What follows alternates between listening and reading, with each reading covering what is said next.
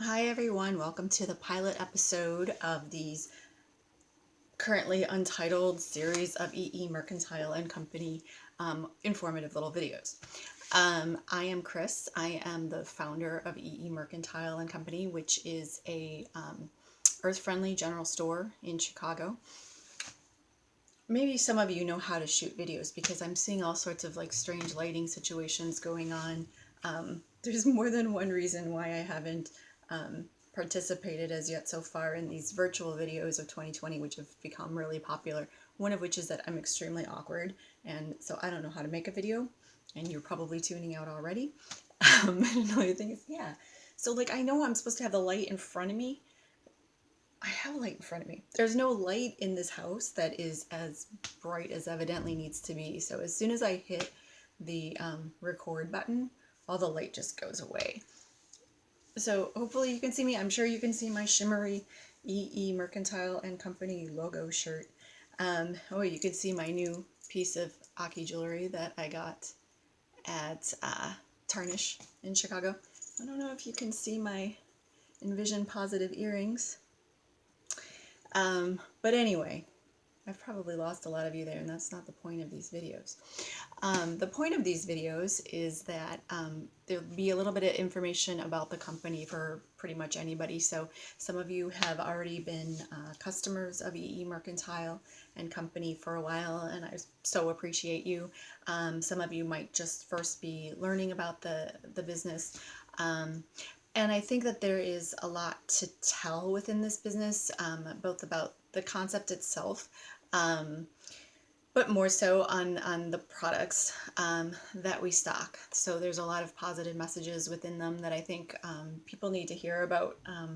We hear a lot about the challenges, but it's what are people doing for solutions that I think we need a little bit more reinforcement of. Also, I'm trying to find a way, we're going into fourth quarter now, and it's been a struggle this year. We've tried all sorts of things. We've had roller skating delivery, local deliveries in Chicago, which at first were very helpful, but we've lost pretty much all markets this year. So that's been a huge challenge. I upgraded the website a little bit, added some more products on there. Initially, there was a surge in the website, but then it's all kind of tapering off. So I haven't been totally comfortable doing in-person markets. I like to be able, for one thing, to say to people that, nobody else has touched this product if you're not comfortable with that at this time. And also just social distancing measures and that sort of thing. But I visited the Chicago Vegan Test Kitchen, which we've participated in for a number of years over at, it was generally at Emporium, and a couple of times at Thalia Hall in Pilsen. There is a re-envisioned version of that market that takes place now at the plant on Sundays, and it's an all-vegan farmers market, and it is called Vegan Paradise. And there are many vegan vendors, 100% vegan vendors, and I like the way that that market has been planned out. So you enter one direction, they check you for your temperature. So if I guess contact tracing is needed. You go in one direction, go out the other direction. The vendors are plenty spaced out, so you have opportunity to go one at a time and check out what that vendor has and get what you need. And there's also this wonderful pickup option, so you can order in advance and then you just come through and you pick up your goods. So we're going to participate in that on October 4th and on October 17th. And the pre-sale for October 4th is currently up on the website at www.E.E.Mercantile.com. E.E.Mercantileco.com. Not the and. So anyway, if you go to the shipping, you can buy whatever you want on there. But the product descriptions, the very first line is going to say whether it's vegan.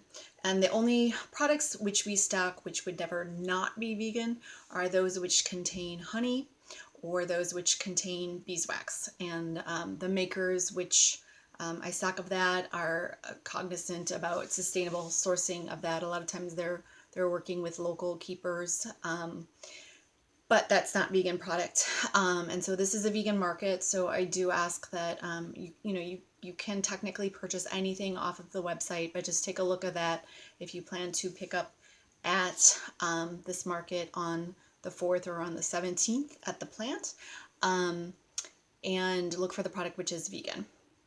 You can also even put in the search bar and it'll pull up all of the different vegan products, because they're all, I believe I got them all tagged that way, but it is probably a good 85% of the products on the site that you'll find. And then I'm going to have 3 different products available that day of the market, but there's very limited availability. A lot of times I just have a couple of these and a couple of those left. So if you really want it, your best bet is to shop in advance for it. So in doing that, I don't have as much of a chance to communicate with people at the physical market. So I thought maybe I would do some of these lead up videos, and they'll let you know a little bit in general whether or not you're planning to attend that market. But I'm going to sort of spotlight some of the products which will be there, and I'll tell you a little bit about the business. And I think this video has already gone on too long, so I'm going to wrap it up and look for episode 2. Thank you so much.